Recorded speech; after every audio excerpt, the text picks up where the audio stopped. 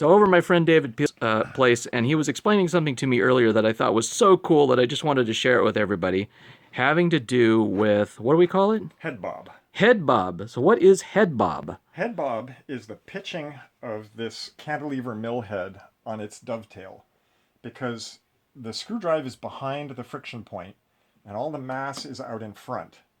So the front of the head where your spindle is hanging down from the gravitational force until the Gibbs lock up tight.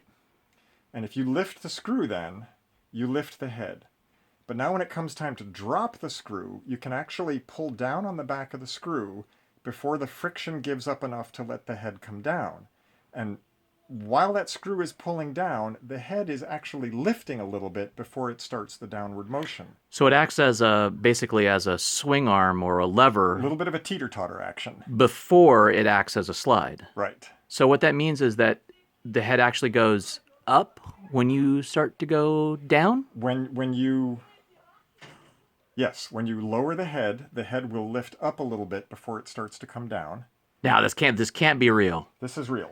Okay, so now you got to demonstrate. show me. I have Okay. the dial indicator on the z-axis, and I'll drive the z-axis down. Okay, now folks, this is why we're shooting this video vertical for all you people who are screaming about the vertical video, okay? So you can see the z-axis readout. Z is on the third line here, and I'm going to bring it down Nice and slow. nice and slow, and I'll stop the dial gauge at 0, hopefully. There we go. And I'll zero my z-axis readout. Now I'm going to lift the head, and what you'll see is the dial will continue clockwise, which means the dial thinks the head is dropping. So I'm going to lift the axis, Okay, so there's the axis moving. and there's the dial moving to the right. In the wrong direction. And it moved a little less than a half a thousandth, And now it's going back. and now it's going back up. Okay, so it should have gone to the left.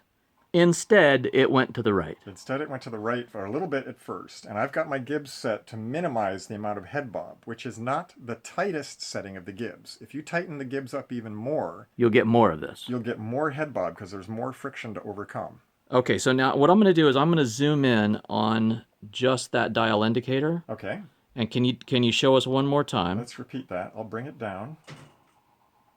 Nice and easy here. Okay, there we go. There's 0, which is exactly where my readout had it before. And now I'm going to lift the head. 2, 4, 7, 9 tenths, 1.2, and the dial continues to show that it's going down. There's your about a half. There's the half mil. I've lifted 4 thousandths, some of which is coupler wind up on the z-axis, backlash. And now it actually, starts to jump up. there it actually fell. Yep.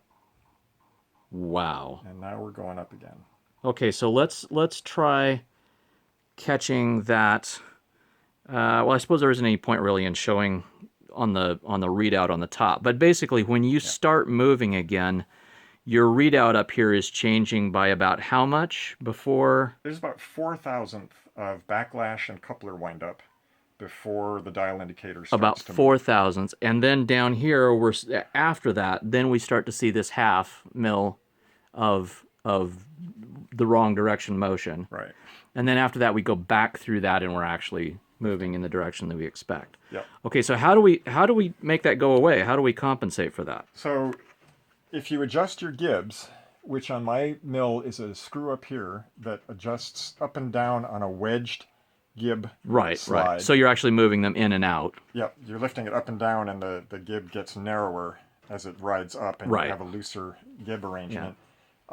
You have to play with how tight you want that Gib and decide how much stiffness you want in the head for cutting operations versus how much head bob you want for precision Z motions. So if you want to get rid of the head bob, you have to put up with your head shaking when you're doing cutting. A little bit. Most of the Right. time I find that a looser set of Gibbs will minimize the head bob, but it also loosens up the head stiffness for skating and vibrating back and forth while I'm Exactly. So there's a kind of a trade-off there. Yeah. So have you thought of any way of compensating for it other than tightening or releasing the Gibbs? Longer topic. Speculations as to whether it would help or not would be to add a counterweight from the center of mass of the head So now counterweight going up over a pulley and back down into a weight of some kind. Right. So now the head is supported from its center of mass. There's no pitching moment anymore. So now it can't lock up. It can't lock up on the Gibbs. Or it probably won't lock up on the Gibbs. There'll be some friction on the Gib just from the squeezing force of the Gib. Right. It's going to provide a force that the friction will then engage on.